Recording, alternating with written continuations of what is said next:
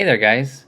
Now, unless you've been living underneath a rock the past few months, the word of the year would definitely be inflation. It has impacted all of us in a lot of different ways, but it's really impacted the kayak fishing industry. I've just watched the prices on a lot of my favorite sort of budget kayaks just skyrocket recently. So today I thought I'd talk a little bit about the last few remaining sub $2,000 USA made pedal driven kayaks that I think are suitable for fishing. So, good options to look for if you're on a tight budget, but you don't necessarily want to buy into some of those foreign made brands that have flooded the market, like Hoodoo, Vibe, Feel Free, Brooklyn Kayak Company, and the list goes on and on, right? If that's all you can afford, then sure, go for those companies.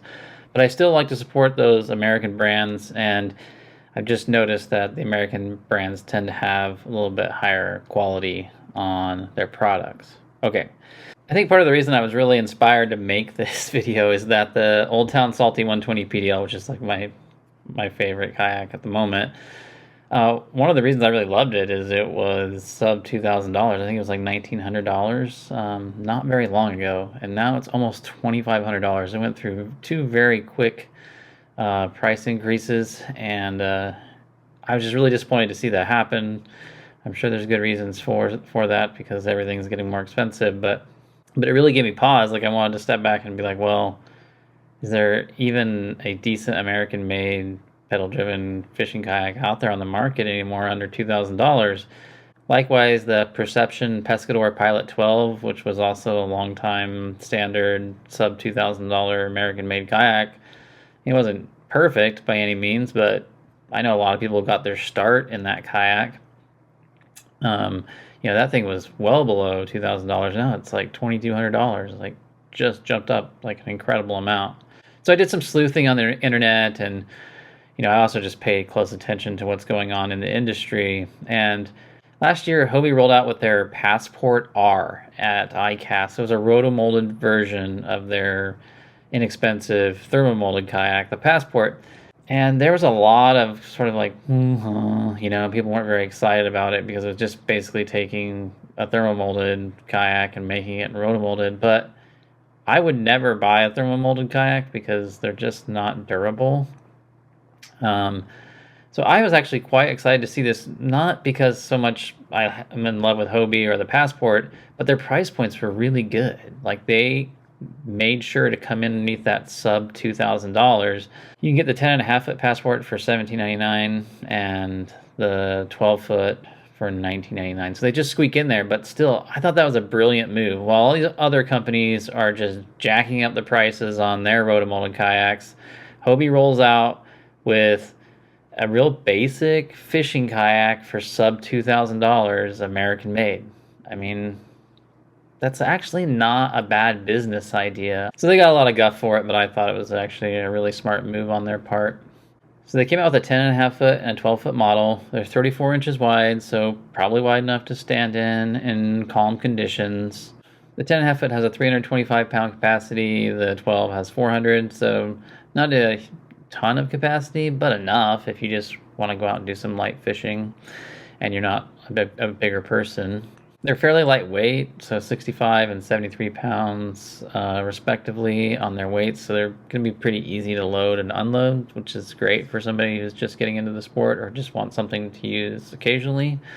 And it comes with just their basic Mirage GT drive, so it doesn't have the 180 drive, but they did incorporate the kick-up fin technology in there, so you're not going to be able to go 180. I'm sure you can upgrade and buy another one, but at that point, then might as well just buy a different kayak.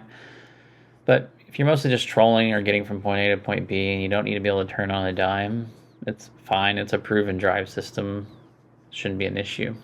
Now, a lot of people complain about it not being a fishing kayak, which I think is just silly. It totally is a fishing kayak. It is fish finder ready. It has gear track. It has vertical rod holders.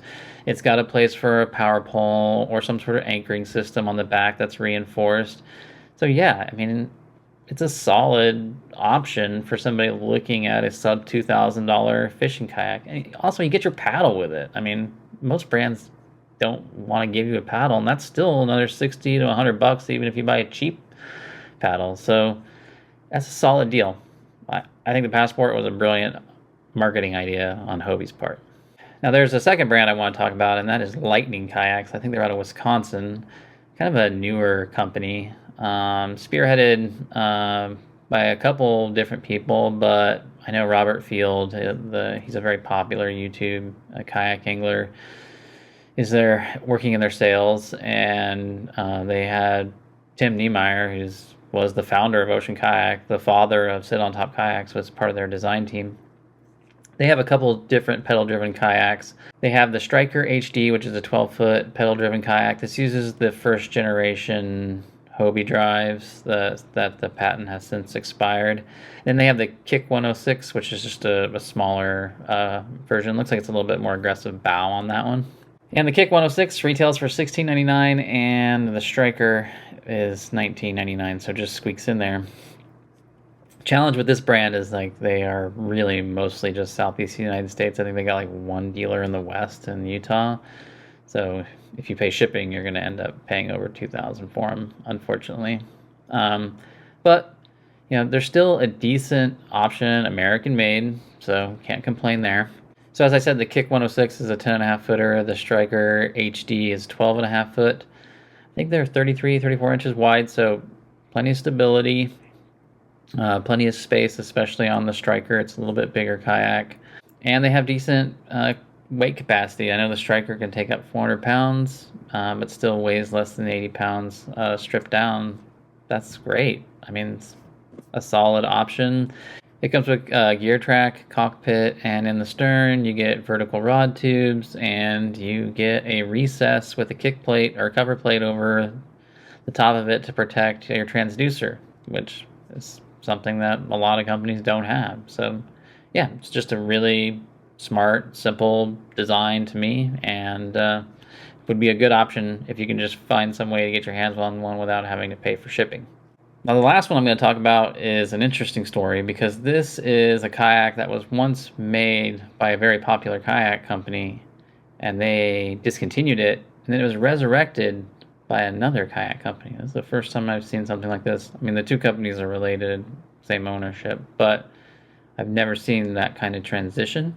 And this is the Manta Ray Propel. This was formerly made and sold underneath Native Kayaks, but now it's being made by Liquid Logic Kayaks, which they primarily make whitewater and recreational boats. And so they've brought it back, and they've stripped all of the fishing stuff out of it.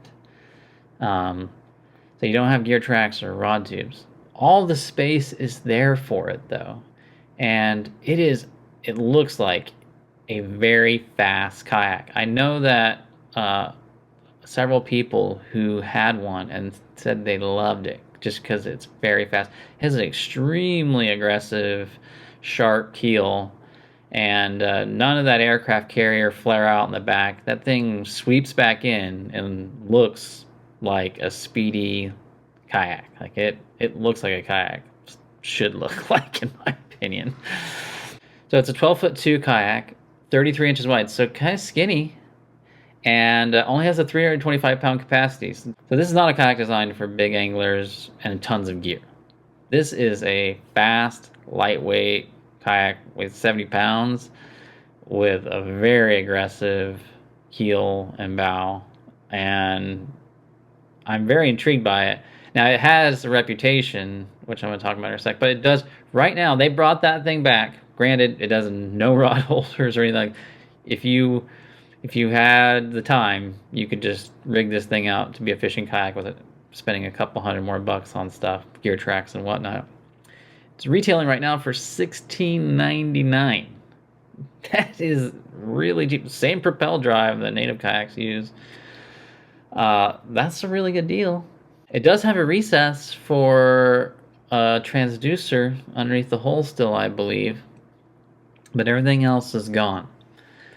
It does have a bit of a reputation of being very poor at turning, so it has a very wide turning radius because of an undersized rudder system that is underneath the water. So I think you can get extension plates on that and from like Boondocks or something, and you can get a little bit longer plate, and that'll help you turn a little bit better. I've always been intrigued by this kayak because I've talked to lots of anglers, and they said it was just so fast and such a pleasure to be in, but it was impossible to find around here, and Native discontinued it. And I think this was just probably due to poor marketing. I think Native is so focused on that bass fishing industry that that's all they could see. They got tunnel vision. They just sort of ignored the whole non-bass side of the kayak fishing industry. There's a lot of guys like me who just want to go out and troll around, catch salmon and trout, and do so efficiently and be speedy. Or we want to speed offshore and hit oil rigs and reefs and catch some bottom fish. And the Manta Ray looks like a good option for that. So I don't know why they discontinued it, but I'm glad Liquid Logic brought it back, but I kind of wish they would have left some of the, the basic things like the rod tubes and the gear track in there. Anyways, they're going to be really hard to find in the West. It's another southeastern United States brand, but I'm really curious if I can get my hands on one in the next couple of years and fish from it a little bit. It looks very intriguing. I really wonder if it's faster than a Salty. I look at the whole design, I'm like, how can it not be faster than a Salty? Unless the drive system's just not as good as the PDL drive system, which is possible because the PDL drive system is awesome. Anyways, if you guys know of any other sub $2,000 USA made pedal driven kayaks out there, let me know. I'd love to hear about them in the description. And I also love to hear your thoughts on these 3 lines of fishing kayaks I brought up today. All right, I'll see you next time. Just remember, fish smarter, not harder. Bye, guys.